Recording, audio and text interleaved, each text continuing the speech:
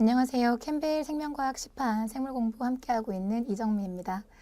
자, 지난 18강까지요. 자, DNA 복제부터 시작을 해서 DNA 전사, 또 전사 조절 과정까지 우리 굉장히 복잡한 얘기들을 진행을 했는데요. 제가 수업하는 중간중간 말씀드렸던 것 중에서 이 부분에 대한 연구는 지금 계속 진행되고 있습니다. 라는 얘기를 많이 드렸을 겁니다. 자, 세포에서 수행되는 기능 중에 가장 중요한 기능이 단백질을 합성하는 기능이고, 이 단백질 합성에 따라서 우리 관심 있어 하는 여러 가지 질병들과 사실은 관련들이 많기 때문에 생물학에서 사실 의학과 관련되어 있는 분야가 상당히 발전이 빠른 편이거든요. 그런 분야를 여러분들 지금 공부를 하고 계신 부분이고요. 그래서 이러한 내용들을 기반으로 해서 우리는 생명공학 파트에서 많이 활용을 하고 있기 때문에 우리 이제 앞에 배웠던 내용들을 기반으로 DNA 기술이 어떻게 적용되게 되는지 한번 훑어보시겠습니다. 자, DNA를 가지고 이제 우리가 학습에 활용을 한다라고 할 때 가장 사실 우리가 관심 있는 건 내가 가지고 있는 DNA는 염기 서열이 어떻지? 라는 거에 대해서 가장 궁금해 하실 텐데요. 과학자들도 마찬가지입니다. 그래서 DNA, 우리 사람이 가지고 있는 DNA가 염기 서열이 어떤지에 대해서 연구하는 과정이 가장 많이 발달되어 있는 부분이기도 하고요. 이 DNA 염기 서열을 결정할 때 우리가 사용하는 방법은 핵산 혼성화법이라고 해서 이 혼성화라고 하는 것이 하이브리다이제이션, 다른 것들끼리 붙이는 걸 이제 하이브리드 시킨다라고 얘기하잖아요. 우리가 왜 전기차 하이브리드, 이게 기름 쓰는 거랑 전기 쓰는 거랑 같이 접목이 되는 거니까. 그랬을 때 핵산을 하이브리드 시킨다라고 하는 것은 기존에 있는 DNA에 상보적으로 핵산이 결합한다는 특성을 활용을 해서 다른 핵산을 붙여가지고 상보적으로 결합시켜서 서열을 알아내는 방법. 요걸 우리는 이제 핵산 혼성화법이라고 얘기를 하고요. 이걸 토대로 해서 우리가 이제 공학에 쓴다거나 내지는 의학에 쓰기 위해서 유전적인 기술을 유전적인 기술을 써서 유전자를 조작하는 기술을 우리는 유전공학이라고 얘기를 합니다.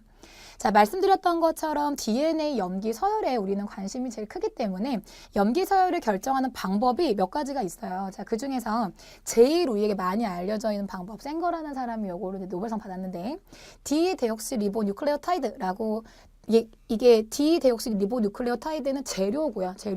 자, 이걸 가지고 사슬을 종결시켜서 염기 서열을 결정하는 방법, 뭔가 이름이 되게 길죠. 그렇죠? 자, 이 방법을 이용한 것이 이제 가장 많이 알려져 있고요.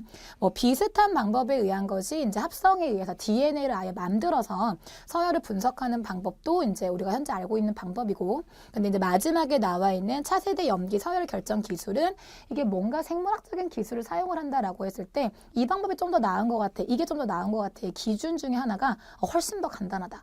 좀 훨씬 더 빠른 시간 내에 해결할 수 있겠다라고 하는 기준인 건데요. 이 마지막 방법을 이용을 하게 되면 훨씬 더 빠른 속도로 DNA 염기 서열을 분석할 수 있기 때문에 최근에서 각광받고 있는 기술로 보시면 되세요. 근데 가장 원시적인 방법이 이쪽이었거든요. 디데옥시. 자, 그러면 이 방법이 어떤 원리인 건지 그림이 조금 자잘하고 이해가 좀 어려울 수 있지만 한번 보도록 합시다. 자, 우리가 지금 파악하고 싶은 DNA 주형 가닥이 있고요. 자, 우리가 이제 디데옥시법을 사용을 하려면 필요한 재료가 크게 4종류라고 보시면 되는데 일단 주형 DNA 가닥이 있으셔야 되고, 자, DNA 복제 과정을 이용한다고 생각하시면 되세요. 자, DNA 복제를 하려면 프라이머가 필요하기 때문에 프라임메이즈가 프라이머를 만들어줬어야 했었죠. 자, 우리가 디데옥시 종결법을 쓸 때 한 가지 알아야 되는 정보, 3' 말단부의 한 3, 4개 정도의 베이스 페어상은 알고 있어야 됩니다. 그래서 우리가 조금은 알고 있는 그 DNA 알고 있는 부분을 이용을 해서 사실 우리가 인공적으로 DNA를 만드는 기술이 있어요. 왜냐하면 우리가 세포에서 DNA 폴리머레이즈는 추출이 가능하기 때문에 시험관 내부 환경을 DNA 폴리머레이즈를 할 수 있는 환경으로 만들어 준다라고 하면 새로운 DNA를 우리 인공적으로 만들 수 있거든요. 그래서 인공적으로 만든 프라이머를 준비합니다. 그러니까 이쪽 3' 말단부랑 상보적으로 붙을 수 있는 염기 서열 한 4개, 5개 엮여 있는 거. 그 프라이머 준비하고, 프라이머 있었으면 당연히 DNA 복제하려면 DNA 중합효소 필요하겠죠. 폴리머레이즈 준비하고.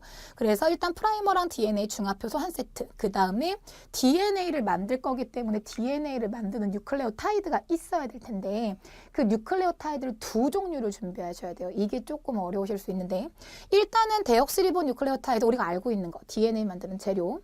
그런데 오른쪽에 보시면 데옥시리보 뉴클레오타이드라고 해서 여기는 지금 보시게 되면 디데옥시라고 보통 얘기를 하는데 원래 그 뉴클레오타이드의 경우에요. 원래 뉴클레오타이드 DNA 만드는 거는 우리가 데옥시 뉴클레오타이드라고 했던 게 리보스는 여기가 OH가 있었고 여기는 원래 OH 있는 거고 여기 이제 DNA의 재료가 될 때에는 인산기 3개를 붙이고 있는 거니까 요렇게 인산 3개 붙이고 여기에 이제 염기가 뭐가 들어오냐에 따라서 뭐 아데닌, 구아닌이 했던 거잖아. 그쵸? 그런데 이게 DNA의 재료가 된다라고 하면 디옥시리보스라고 하면 요 리보스 상태에서 요 부분이 지금 산소가 빠져나가고 수소만 있었을 때 요걸 이제 데옥시리보스라고 했던 거잖아요. 그렇죠? 자, 그런데 디데옥시 방법을 쓸 때는 뭘 쓰시는 거냐면 여기에 준비되는 염기들 AgTC 일단 염기는 똑같은데요. 5탄당이 가지고 있는 3번 탄소의 OH가 없어집니다. 여기에 산소도 빼버린 거. 그래서 리보스 상태에서 2번 탄소의 산소를 뺀 거는 데옥시리보스. 그런데 한 개 더 뺀 거는 디데옥시리보스. 2개 뺐다는 거죠. 그렇죠? 그럼 요걸로 이루어져 있는 AgTC 뉴클레오타이드 4개. 요거 한 세트, 정상적인 디옥시리보스 한 세트, 프라이머하고 폴리머레이즈 넣고 주연 과정 넣고 이렇게 되면 디데옥시 종결법을 하기 위한 준비는 끝나는 겁니다.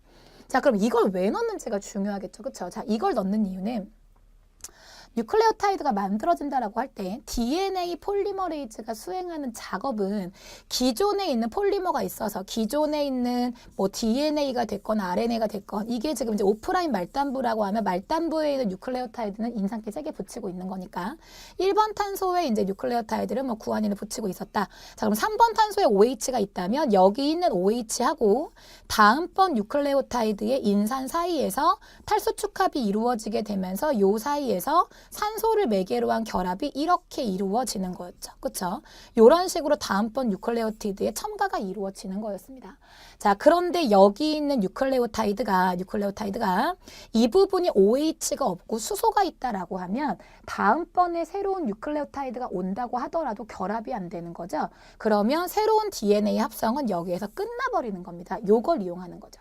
자, 그래서 이 디데옥시리보스 뉴클레온은 또 하나 중요한 거 그냥 넣으시면 안 되고 형광물질 처리를 하셔야 되는데 각각의 염기에 대해서 다른 형광물질 처리를 해주셔야 되세요. 자, 그래서 요 재료를 몽땅 다 시험관에 집어넣는 겁니다. 자, 그럼 시험관에 집어넣으면 얘들이 허물렁허물렁 움직이다가 주연 가닥에 프라이머가 부착이 되면 그 프라이머에 DNA 중합 효소가 붙어서 새로운 DNA 가닥을 만들 건데 DNA 가닥을 만들다가 지금 4번째까지가 프라이머고 5번째 염기가 구아닌이거든요. 그럼 구아닌의 짝꿍 염기는 시토신이겠죠. 그래서 폴리머레이즈가 시토신을 데리고 왔어요. 근데 하필이면 운 나쁘게 요 녀석을 데려온 거죠. 그러면 여기에 시토신 붙고 난 다음에 그 다음은 DNA 못 만들어. 그럼 여기서 끝날 거예요. 그렇죠?